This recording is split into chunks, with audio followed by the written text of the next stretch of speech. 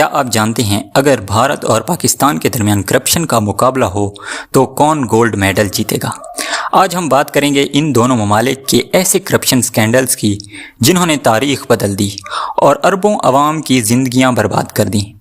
Video آخر تک دیکھیں کیونکہ آپ کو وہ حقائق سننے کو ملیں گے جو شاید پہلے کسی نے اتنی وضاحت سے نہ سنائے ہوں۔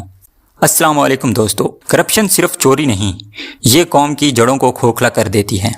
پاکستان اور بھارت دونوں کی معیشت، سیاست اور انصاف کا نظام اس سے بری طرح متاثر ہوا ہے۔ لیکن سوال یہ ہے کہ کون زیادہ کرپٹ ہے، کس ملک کے سکینڈل بڑے ہیں اور کس کی بدنامی زیادہ ہے؟ آج کچھ ثبوتوں اور رپورٹس کے ساتھ سامنے لائیں گے۔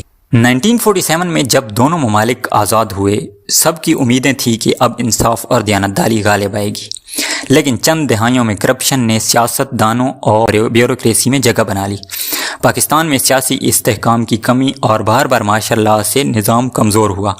بھارت میں مضبوط جمہوریت کے باوجود طاقتور بزنس مین کارٹل اور سیاستدانوں کا گٹھ جوڑ قائم ہو گیا۔ دوستو، سب سے مستند reports transparency international corruption perception index کی ہیں۔